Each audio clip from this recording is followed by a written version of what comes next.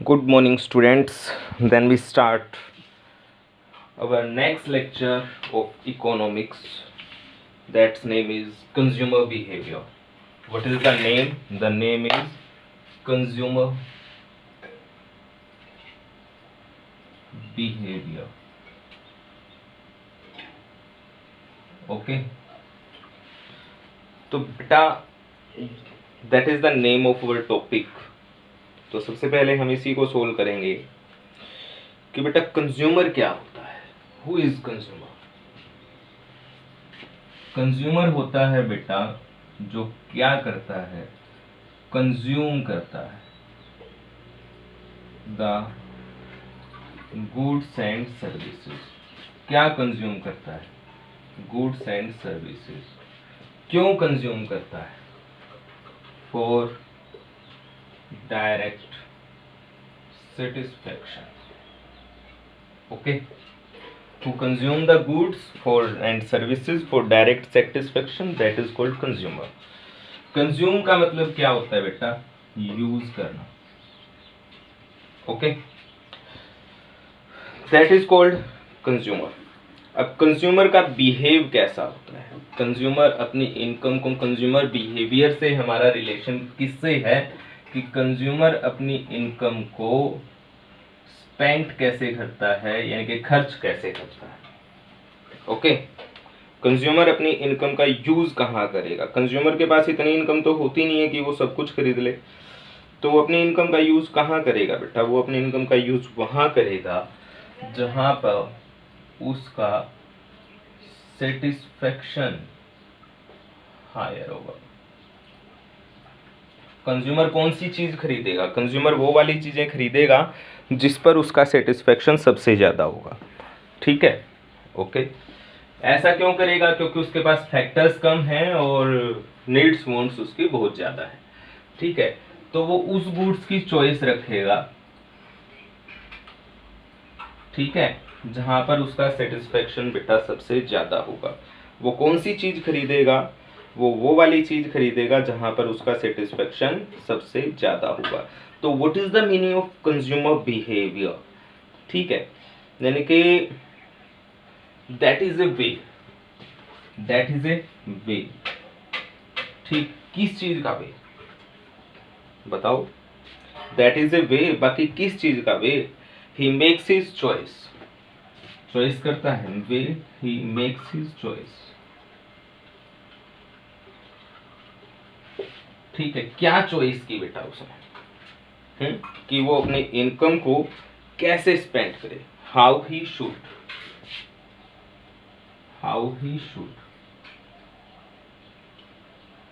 Spend his income.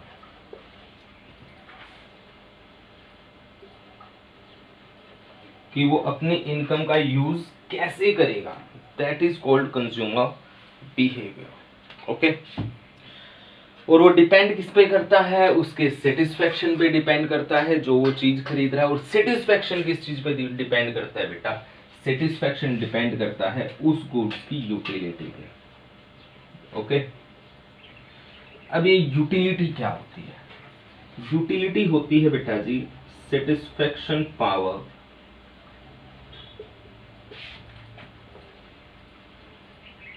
Of any commodity is called utility. कि किस चीज से हम कितने सेटिस्फाइड है। Okay, there that is called utility of goods. तो कंज्यूमर का सेटिस्फेक्शन हायर कहाँ होगा? कंज्यूमर का सेटिस्फेक्शन हायर वहां होगा बेटा जो गुड्स वो खरीद रहा है उसकी यूटिलिटी किसके इक्वल होनी चाहिए? जितने पैसे उसने दिए हैं उसके इक्वल होने चाहिए। ओके, अब एज एन एग्जांपल बात करते हैं। हम मार्केट से कोई पेन लेके आए, एक पेन के तो हम 2 रुपए पे कर रहे हैं, एक के 5 रुपए पे कर रहे हैं, एक के 10 पे कर रहे हैं, एक के 50 पे कर रहे हैं। What is the difference? The difference of utility. हमने किसी पेन के 2 रुपए क्यों पे किया? क्योंकि उसकी यूटिलिटी 2 रुपए के बराबर है, उसकी सेटिस्फेक्शन पावर बेटा 2 रुपए के बराबर है। अगर वही 2 रुपए वाला पेन अगर हमें कोई 10 रुपीज में देगा तो हम उसको नहीं लेंगे। क्यों नहीं लेंगे? क्योंकि उसकी सेटिस्फेक्शन पावर क्या है? 2 रुपीज के इक्वल है। Okay, that is depend on place and time. Okay, अब एक सिंपल सी बात करते हैं, हम एग्जाम में बैठे हैं, हमारा पेन खराब हो जाता है, ठीक है, तो हम उसी 2 रुपए के पेन के 50 रुपए भी पे कर सकते हैं, because there is the utility of this pen is equal to 50, 100 भी हो सकती है। Okay, that is depend on place and time. Okay, तो what is the meaning of utility? Satisfaction power of any commodity, that is called utility. और consumer maximum satisfied, higher satisfied कहाँ होता है? जहाँ पर utility of goods is equal to the utility of money होती है। जहाँ पर इन दोनों की यूटिलिटी इक्वल हो जाएगी, there the consumer is maximum satisfied. Okay, and that is called the consumer equilibrium level. Okay, here the consumer is on equilibrium level, here is the consumer is on equilibrium level. What is the meaning of equilibrium? इसको हिंदी में बोलते हैं बेटा संतुलन। जहाँ पर consumer की goods की यूटिलिटी और मनी की यूटिलिटी दोनों बराबर होती हैं, उस कंडीशन में कंज्यूमर अपनी प्रेजेंट पोजीशन में किसी भी टाइप का कोई भी चेंज करना नहीं चाहेगा। और अगर वो अपनी प्रेजेंट पोजीशन में चेंज नहीं करना चाहेगा तो there we can say the consumer is on equilibrium level. Where the consumer is on equilibrium level, जहां पर consumer did not want to change, consumer did not want to change his present position, there we can say the consumer is on equilibrium level। और ये बेटा तभी हो सकता है जब जो गुड्स उसने परचेज की है उसकी यूटिलिटी और जो मनी उसने पे की है उसकी यूटिलिटी बेटा दोनों की इक्वल हो जाए। That is called consumer equilibrium. क्या क्या समझ में आया? Who is consumer? कौन होता है बेटा consumer? Who consume the goods for direct satisfaction, that is called consumer. Second हमने देखा what is the behaviour of consumer, कि कंज्यूमर अपने इनकम को किस टाइप से स्पेंड करेगा, दैट इज कंज्यूमर बिहेवियर। तो ऐसे स्पेंड करेगा that his income is satisfaction is to be higher. फिर हमने क्या देखा? सेटिस्फेक्शन हायर कहाँ होगा? जहाँ पर गुड्स की यूटिलिटी और मनी की यूटिलिटी इक्वल होगी। फिर हमने देखा कि यूटिलिटी क्या होती है? Satisfaction power of any commodity is called utility. कि किसी भी गुड्स की जो सेटिस्फेक्शन पावर होती है उसको हम यूटिलिटी बोलते हैं। और जहाँ पर गुड्स की यूटिलिटी और मनी की यूटिलिटी दोनों अगर इक्वल हो जाएंगी, वहाँ पर कंज्यूमर अपनी प्रेजेंट पोजीशन में किसी भी टाइप का कोई भी चेंज नहीं करना चाहेगा। और कंज्यूमर अपनी प्रेजेंट पोजीशन में किसी भी टाइप का कोई भी चेंज नहीं करेगा, तो that is called consumer equilibrium. Okay, आ गया होगा बेटा समझ में? अब नेक्स्ट डिस्कस करते हैं बेटा कंज्यूमर बजट।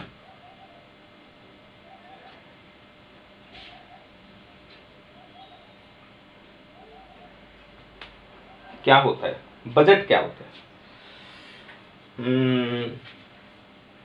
बजट? सिंपल सी बात करते हैं कि हम हमारी इनकम को कैसे स्पेंड करेंगे। अगर एक सिंपल सी लैंग्वेज में बात करें कि जो हमने कमाया है उसको स्पेंड कैसे करना है, वही तो होता है बजट। तो वो किससे रिलेटेड होता है? That is related to a specified income, that is related to a specified income. जो बजट हम बनाते हैं बेटा वो एक स्पेसिफाइड इनकम से रिलेटेड होता है कि हमने इतने रुपए ही खर्च करने हैं, ठीक है? ओके, तो ये स्पेसिफाइड इनकम कंज्यूमर वैसे तो बहुत सारी चीज़ों पे खर्च करता है, बाकी हम ये मान के चलेंगे कि ये स्पेसिफाइड इनकम जो कंज्यूमर खर्च करेगा यानी कि स्पेंड करेगा ऑन 2 गुड्स, कितनी गुड्स पे करेगा? 2 गुड्स पे करेगा। हमारा मानना ये है कि कंज्यूमर 2 ही चीज़ें खरीद रहा है, ठीक है? ओके, और उन 2 चीज़ों के ऊपर ही अपनी स्पेसिफाइड इनकम खर्च कर रहे हैं। जैसे कि पैंट और शर्ट, कंज्यूमर को पैंट और शर्ट लेके आनी है, उसके लिए उसने इनकम स्पेसिफाइड कर दी कि मुझे इतनी ही इनकम खर्च करनी है, ठीक है? तो 2 चीज़ों के ऊपर उसको खर्चा करना है उस स्पेसिफाइड इनकम का, ठीक है? तो वो जब बजट बनाएगा तो क्या सोचेगा बेटा कि मुझे इतने रुपए खर्च करने हैं और ये चीज़ें लेके आनी है। तो अब ये बताइए कि वो अपनी इनकम को स्पेसिफाइड कैसे कर सकता है? जब उसको हम मान लें कि उसको पैंट और शर्ट लेके आनी है, ठीक है? तो कितने रुपए रखे? 100 रुपये रख ले, काम चल जाएगा? नहीं चलेगा। 200 रख ले, 200 से भी नहीं चलेगा। 500 से चल जाएगा? नहीं जी, 500 से भी नहीं चलेगा। तो कैसे पता चलेगा कि कितनी इनकम स्पेसिफाइड की जाए? जब उसको इन दोनों चीजों की प्राइस की नॉलेज होगी।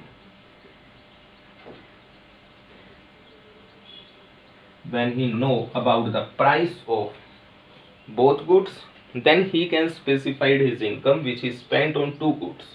Okay, that is called consumer budget. Okay,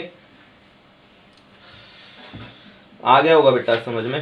consumer budget क्या होता है? कंज्यूमर बजट होता है कि वो दो गुड्स के ऊपर कैसे खर्च करेगा, जबकि उसको प्राइस की पहले से नॉलेज होगी और इनकम का पार्ट जो है वो स्पेसिफाइड होगा।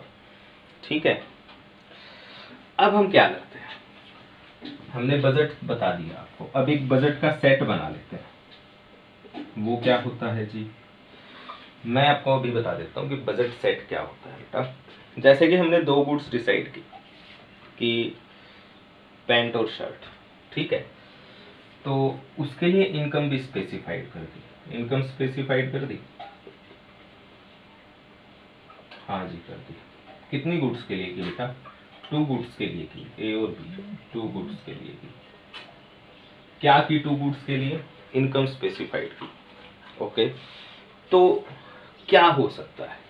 हो सकता है कि इस इनकम में मान लो उसने 2000 रुपीज डिसाइड किए और 2000 में उसने क्या किया, वो सोचता है मैं एक पैंट 2 शर्ट ले आऊं या 2 पैंट 1 शर्ट ले आऊं, है ना। हो सकता है, अलग अलग बातें हो सकती हैं। वो कुछ ऐसा सोच सकता है जो इन 2000 में आएगा, अलग अलग कॉम्बिनेशन बनाएगा। तो सेट ऑफ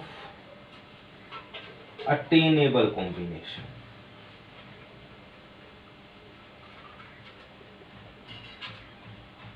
ऑफ 2 गुड्स, कि जो उसने 2 गुड्स डिसाइड की हैं। अटेनेबल मतलब बेटा जिसको वो खरीद सकता है, अटेन कर सकता है ना। ओके, और ये होगा क्या, कब होगा? When he know about the price of both goods. Okay, आया ना बेटा समझ में। Then what is the budget set? यानी कि attainable combination of A set of 2 goods. जब क्या होगा, when we know about the price of both commodities and a part of income is specified.